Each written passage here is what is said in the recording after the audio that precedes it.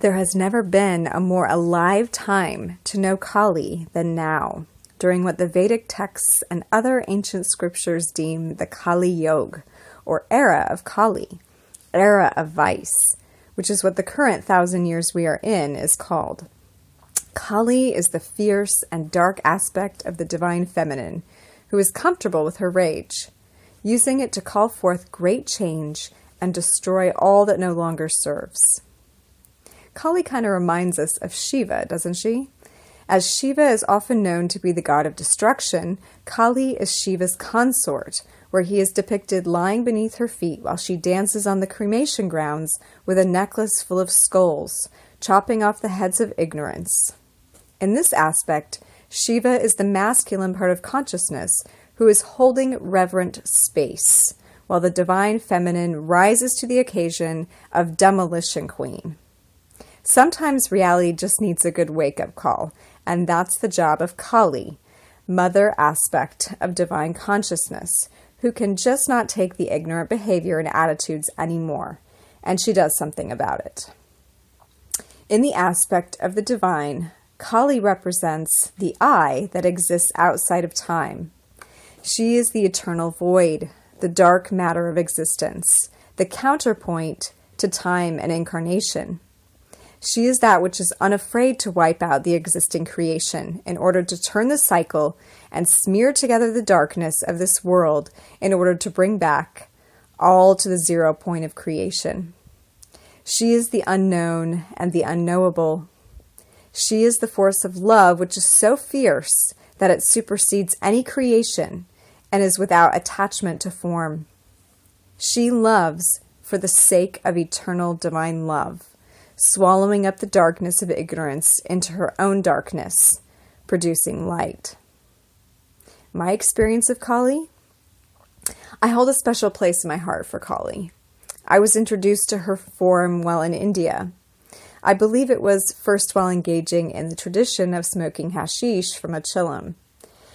The lit pipe would begin with a prayer, Boom Shiva, as ganja is largely associated with the god Shiva, who would use it to assist him in reaching deep samadhi, and proceed by passing the chillum to the right. However, the initiator could always choose to pass in the direction of the mother to the left. With this decision, the pipe bearer would simply declare Boom Kali, and then pass the chillum to the left. I couldn't help but note the significance of how passing to the left was somehow non-traditional and against the grain of the norm. I immediately identified myself as resonant with this Kali Ma. She and I had something in common, and we did not do things like everyone else. When choosing to connect with the aspect of the self which is Kali, you are allowing your consciousness to become aware of the fierce divine feminine aspect which lives in us all. It is she, that part of us, which has been forcibly put to sleep in the world of ignorance or through the constructs of social regime. She is the creative aspect of every man, woman, and child who has not been allowed to express itself, who has been kept quiet too long, been kept small, and been hidden from the eyes of the world due to her wild nature. Connecting with Kali within is asking that wildish self to re-emerge, to come forward, and fearlessly dance upon the paradigms of the old which no longer serve the evolving consciousness. Kali is the mother within each one of us who has been chained up in the prisons of humanity, behind bars of mental beliefs and images of a world built up without her hands. She is the mother who lost her children to slavery, who sold her body for resources without her consent. She is the connection we have to the earth herself, and how each one of us truly feels deep down inside about the condition of the planet, if we but allow ourselves to feel deep enough. This righteous rage of Kali lives in each one of us as the liberator. The world we walk in has trained us not to express this part of ourselves, and yet she cannot stay caged forever. She is real, and she is angry with love and desire to free all of us into the condition of our eternal natures. Cautions with Kali. When invoking Kali within, we must do so with care for what may emerge upon her calling. Unholy structures must fall. Beliefs and language which are only self-serving, do not include the collective of compassionate humanity, must go. She is the house cleaner who dances through the battlefields of life and calls out the false matrices at play.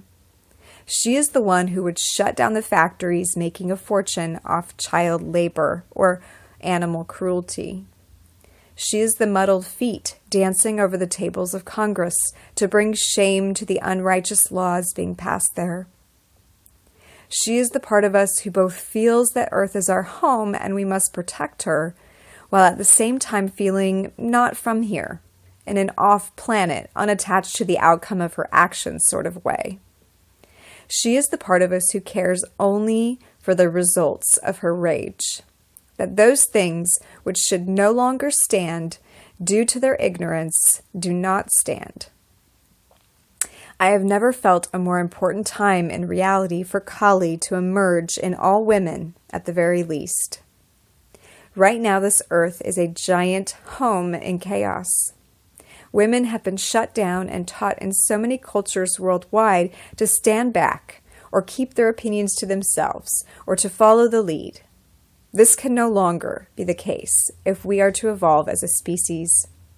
Kali must come forth in all of us. We must not be okay looking away from what is discordant to us all. We must not fear our inner rage and what will come of it if we let it out in alignment with truth and compassion. In order to call forth Kali within, we could use words like this.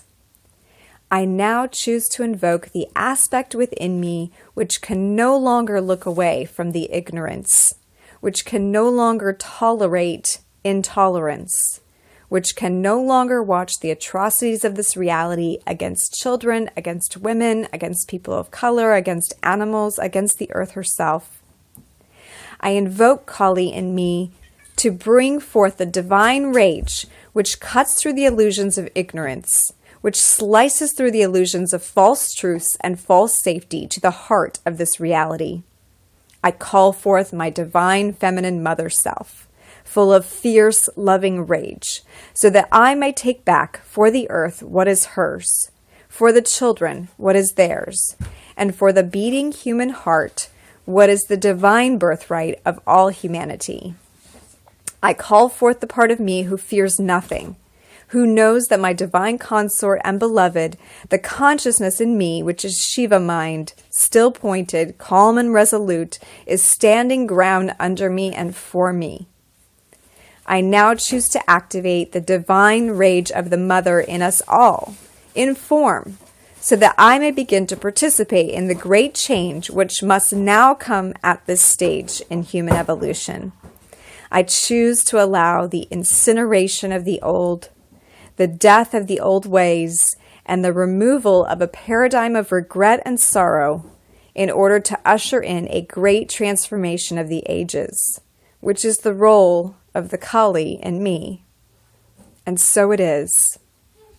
As the butterfly bursts from the cocoon, so too does Kali in me burst the fabric of creation in order to reveal the next cycle.